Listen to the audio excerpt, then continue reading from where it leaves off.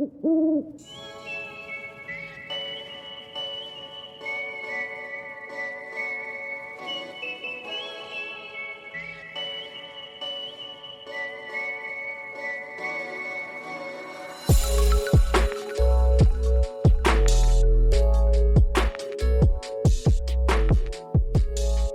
are back with another episode of the Owl Talk podcast.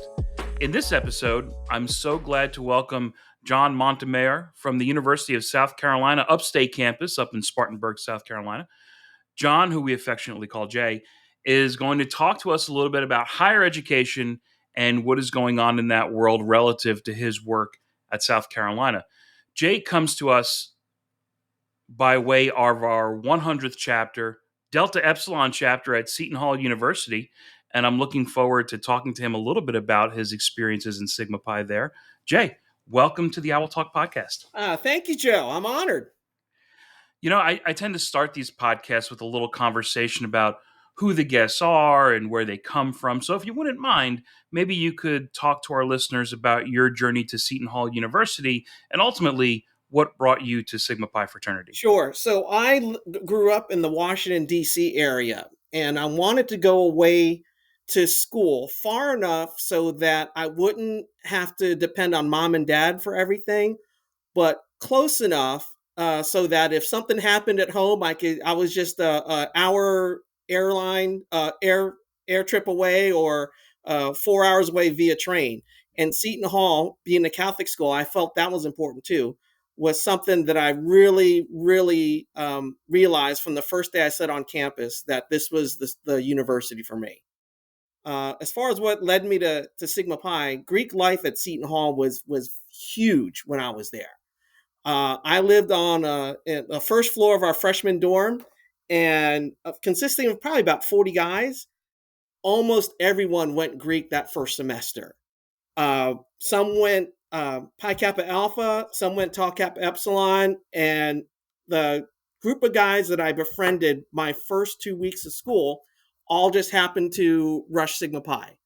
And I had rushing and pledging a fraternity my first semester was not on my radar, but it took one older brother, Dwayne Harris, who was the former province archon in New Jersey. Absolutely. Took one former brother to take me to our brother chapter, NGIT, took me to the Sigma Pi house at NGIT, and I was hooked.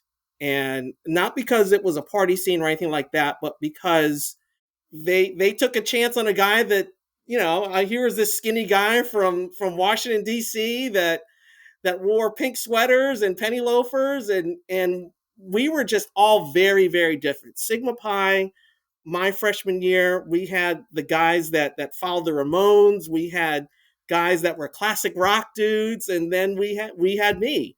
We were diverse before diversity was even a term. So in my pledge class, we had me. We had 3 Hispanics, and so it was just a melting pot of different cultures and different backgrounds that made Sigma Pi unique. Got to love that about our fraternity. Yeah. Right? Yep. Well, we will get back to your Sigma Pi experiences here just in a bit, but I thought maybe we talk for a few minutes about your study as an undergraduate. What was your major? Yeah. How did you evolve in that major? And then we will then jump into your career path after graduation. Let's talk about undergraduate studies. Seton Hall was right outside New York City. And at the time, I wanted to be a Wall Street stockbroker. So, of course, I wanted to major in business. But I didn't fare well after my first accounting course. But I wanted to stay in business because I felt that would serve me best upon graduation. So I ended up as an economics major. I did not know that I would end up in higher ed 15 years later. My first big boy job out of college, I was in human resources. I took a job in Atlanta where I was an HR coordinator for PetSmart, which is a local pet store chain or a national pet store chain. And I was in charge of hiring all their managers from Miami, Florida to Baltimore, Maryland. So I was doing a lot of travel and doing a lot of on-campus recruiting as well. And I made sure that the campuses I visited, many of them had Sigma Pi chapters. So I made that a point to do. But uh, how I ended up in higher ed was the travel was got to wear on me a little bit, and I saw an ad. This was before Google, before Monster, before Indeed. They were the Career Center at University of South Carolina Upstate was looking for a Career Center coordinator, someone who was skilled at helping students write resumes, provide interviewing tips, and also provide job search strategies. And that's what I did on a everyday basis with my job with PetSmart. So I thought that was a natural transition. So that's how I ended up working in higher ed. So after my 10 years in human resources, I decided to make the jump into higher education, and I haven't left since. And I've been in higher education going on my 23rd year. Wow. Wow. I want to talk about the higher education, but I just have to have to note because you mentioned you hit that accounting class. I'm a college professor and I teach business, and I got to tell you, it's that accounting class that messes up a lot of students. Yeah, it was financial and managerial, and by the grace of God, I got through it. So, but my college experience was to me the out of classroom experiences that I've had and the life experience that I've had with Sigma Pi and at Seton Hall were just as important, if not more important, than my classroom knowledge that I gained at Seton Hall. That's awesome. That's awesome. So, 23 years in higher education so far. Let's talk a little bit about it. You are at South Carolina Upstate. First of all, you're from Washington D.C. You went to school in New Jersey. How did you wind up in South Carolina? I was working in Atlanta, and I met my first wife on my travels, and she lived in Greenville, South Carolina. So I moved up to Greenville, South Carolina, and then I saw the job with University of South Carolina Upstate. Greenville is about 30 minutes from Spartanburg, so that was a just a natural fit for me. Awesome, awesome. Now, at the University of South Carolina, you've held a bunch of positions there, which Yes, is common in higher education. yes, And right now, you're the director of a program called Trio. correct. So I would love for you to talk to our listeners a little bit about your progression in the university and then to the position you've gotten now with Trio. And then let's talk a little bit about Trio and the services that program provides to your campus community. Sure. So when I came on board with the University of South Carolina Upstate, I just had a bachelor's degree from Seton Hall University. My supervisor at the time said to get anywhere in higher education, you have to have a master's degree. University of South Carolina had a program where if you are a full-time employee, they'll pay for your master's degree. So Oh the boy. University of South Carolina paid for my master's degree in education.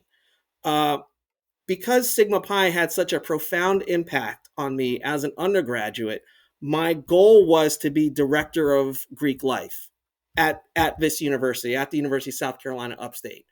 So I was working full time and going to graduate school part time. So I finished my master's degree. It's a 2 year program if you go there on a full time basis, but I ended up going completing it in 4 because I um, took 4 classes a year as opposed to 3 classes a semester.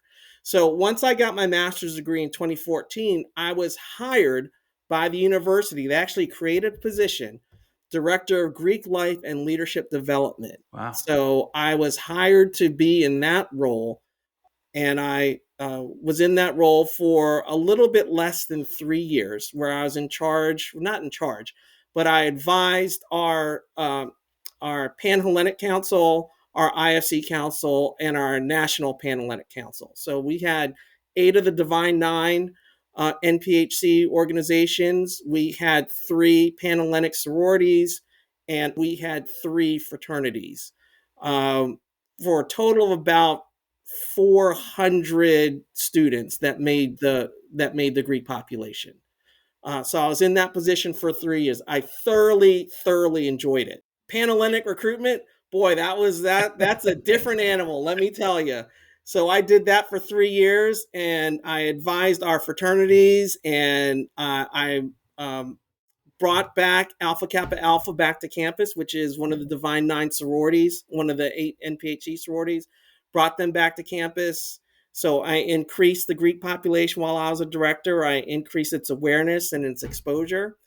But after 3 years, it became a young guy's job. I was working late. There were, and I got to be honest with you, Joe. Part of what made me not sour on Greek life, but made me kind of think that I should look for something else were the hazing investigations that I had to do. So I had to do a lot of hazing investigations. I had to do a lot of undergraduate alcohol investigations. And after 3 years, it got a bit stressful. So when I saw that Trio had a opening as a Trio advisor, I knew that University of South Carolina Upstate, a large part of their student population is first generation lower income.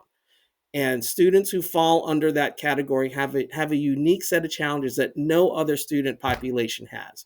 So even though I took a somewhat of a significant pay cut, I decided to make the leap with Trio back in 2017, and I've been with Trio ever since. Wow. Yeah, it's interesting. I know our listeners, of course, are mostly comprised of Sigma Pi brothers, and as you and I are speaking before we started recording the podcast, they range in age from undergraduates up through folks our age and older. And when we think about hazing investigations, we tend to think about it from the undergraduate perspective or maybe the alumni perspective. Yeah. But you've had this unique experience of dealing with that from the administrator perspective, Yes. and it wears on you for sure. Yeah. I hated being the bad guy, which in some instances, that's how I was viewed. When they had a judicial hearing or when they had a conduct issue, they came to me first and I shot it up the chain to the dean of students. And I tried to be empathetic. When I went through the new membership education process, which is what it's called now, not the pledge process, but the new membership education process back in 1986, that process when I was a freshman in fall of 1986 is entirely different than it was when I was Greek life director.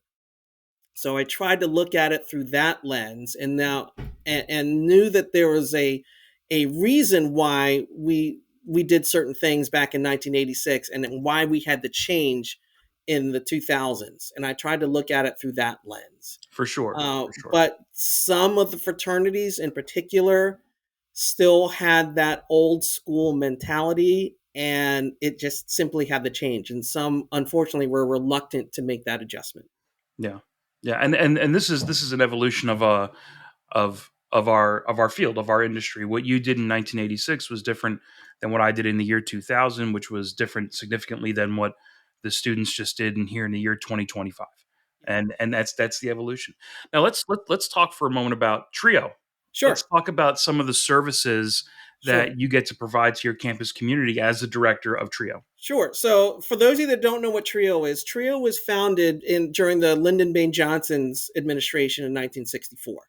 Trio is a $1.3 billion grant that serves students who are either first generation, which means neither their biological mother nor father have a 4-year degree, or they meet certain federal income guidelines, where the majority of the Trio students who meet those guidelines are Pell Grant recipients, or who have a documented disability. Students can fall under one or more of those three categories. And the reason why Trio helps students who fall under those categories is that studies have shown that students who are either first generation, lower income, or have a documented disability have a harder time graduating than those that don't.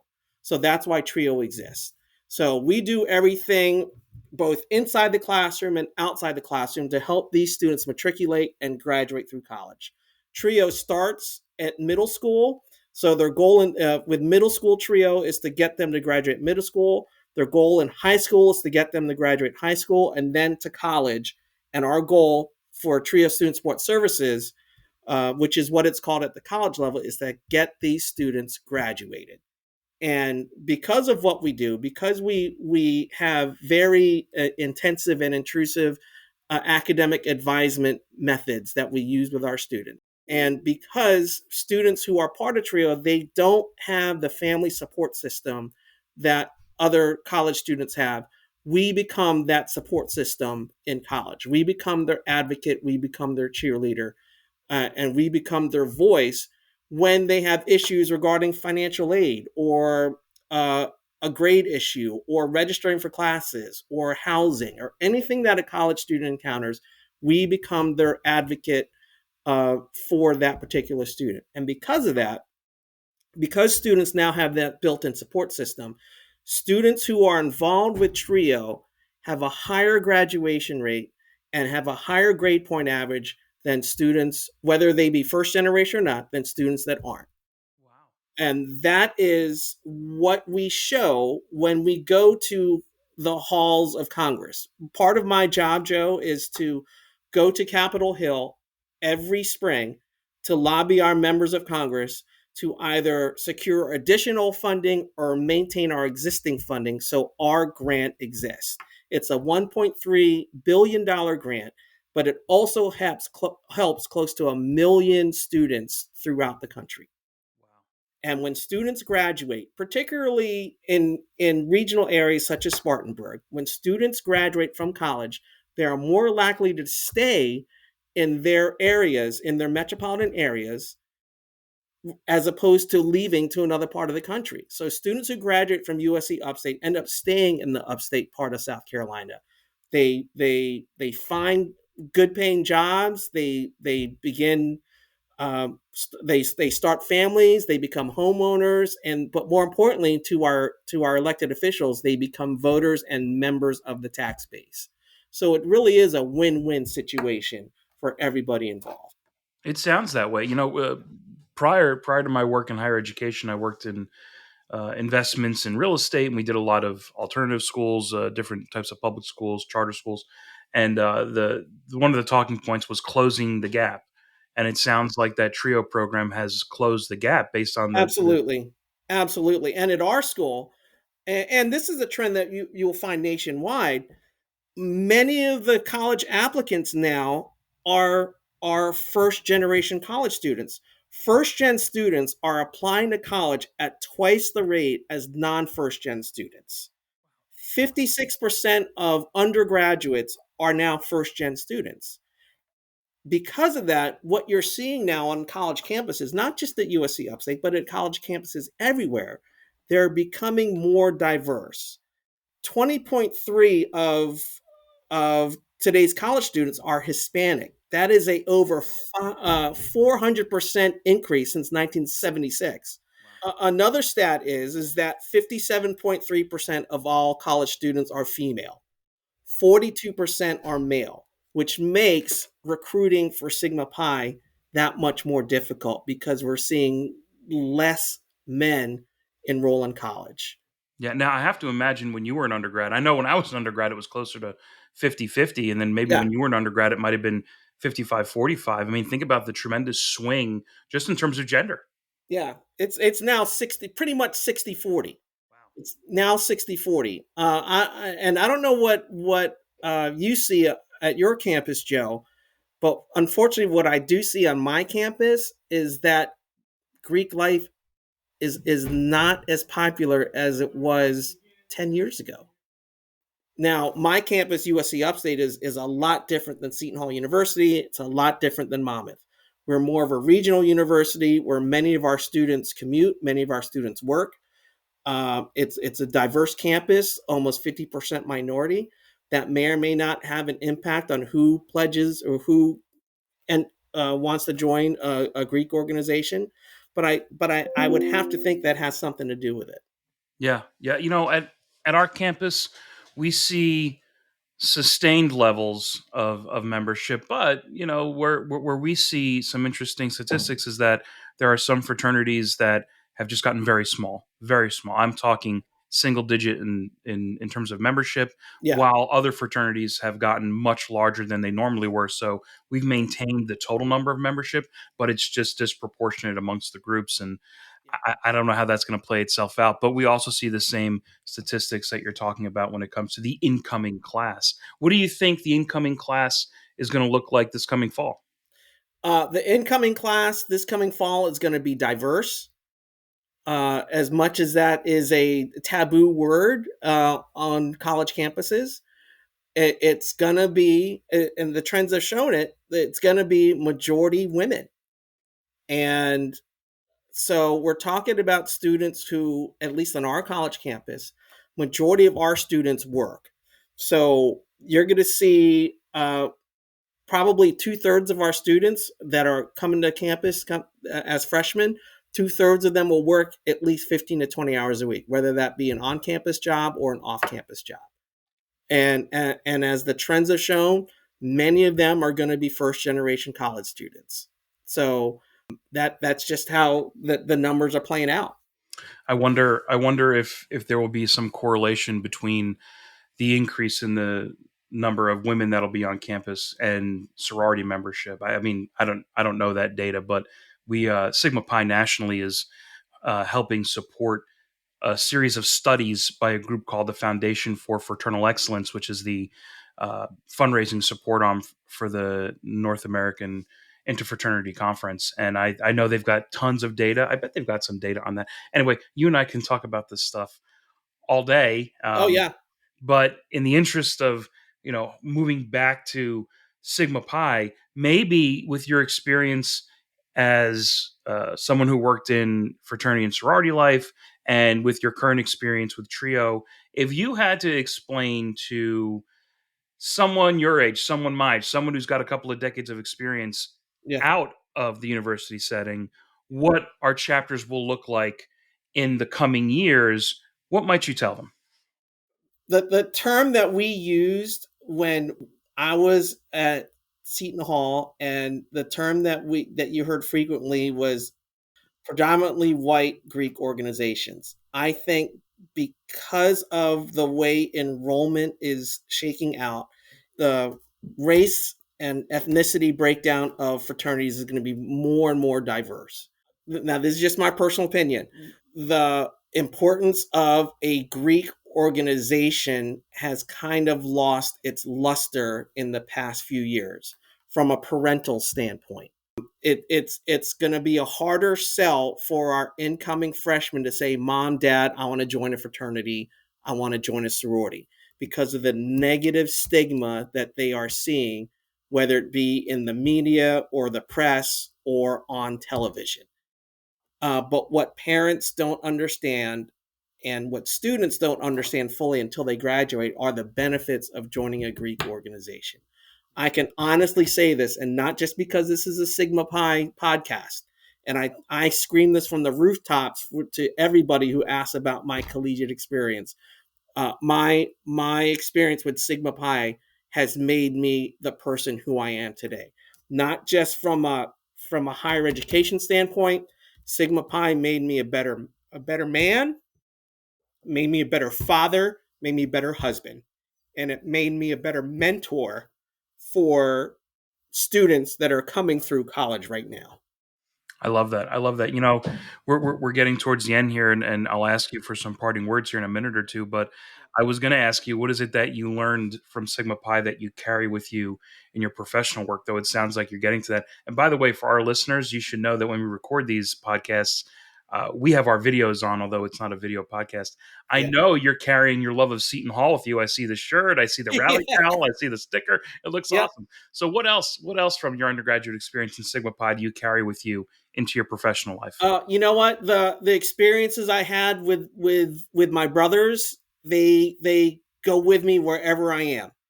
I am still really close to that core group of guys. And Joe, you know this for a fact because you attended our 50th. Yes. And whenever we get together, it's like we never left. And I can make a phone call to guys like Mike Underwood and Dwayne Harris and Ken Weiner and say, "Hey, I need your help," or "I need to bounce something off you because I'm having issues with my kid or my job," or whatever it is. And these guys, they pick up the phone without hesitation. I don't know if you find that bond anywhere else after you graduate 35 years later from nothing else from a Greek organization. That's something that's unique with Sigma Pi and being in a Greek organization, I think. And Sigma Pi it means everything to me. It means everything to me, and it's part of my identity, even 35 years later. Being a fraternity man, being a part of Sigma Pi is just part of it's just part of who I am now. And speaking of Delta Epsilon, I feel that way about Paul Gorman. I can pick up the phone at any point, and I know he's there to answer on the other end. Uh, this is great, Jay. Thanks for coming on Owl Talk to give our listeners some insight into what's going on in the world of higher education. Now, before we go, do you have any parting words or ideas for our listeners? If you're thinking about joining a Greek organization, do it. The benefits will are just immense and limitless. They will help you not just become a better student, it'll help you become a better employee. It'll help you network with other individuals who have gone before you and are out in the workplace. So I think that if you're thinking about joining an organization, then do that. But if you're already part of an organization, specifically Sigma Pi, become an active member, become a leader, become a mentor. Sigma Pi is just more than the letters on your chest. It's how you conduct yourself, not just in the classroom, but outside the classroom. And people will look up to you and see you as an example of how you should conduct yourself, not just while you're on campus, but also when you're out in the community. Awesome. Thank you so much. Hey, if our listeners want to connect with you, what's the best place they can find you online? Sure, they can email me at Jay Montemayor, that's JMONTEMAYOR at uscupstate.edu. And feel free to email me and send me your contact information, and I'll get back to you. If you have any questions about life in college or my kids going to school, what tips do you have? I'm filling out my financial aid form for my kid that's going to college. I can help you with that as well. So please don't hesitate to contact me. It's all about paying it forward. Great. For all of our listeners, remember that you can stay up to date on the latest in the world of Sigma Pi fraternity by following us across social media. We are at Sigma Pi, all one word, on Instagram, X, and Facebook. On YouTube, we are at Sigma Pi fraternity, also all one word. Thank you to everyone who listened to this episode, and we look forward to you joining us for the next Owl Talk podcast.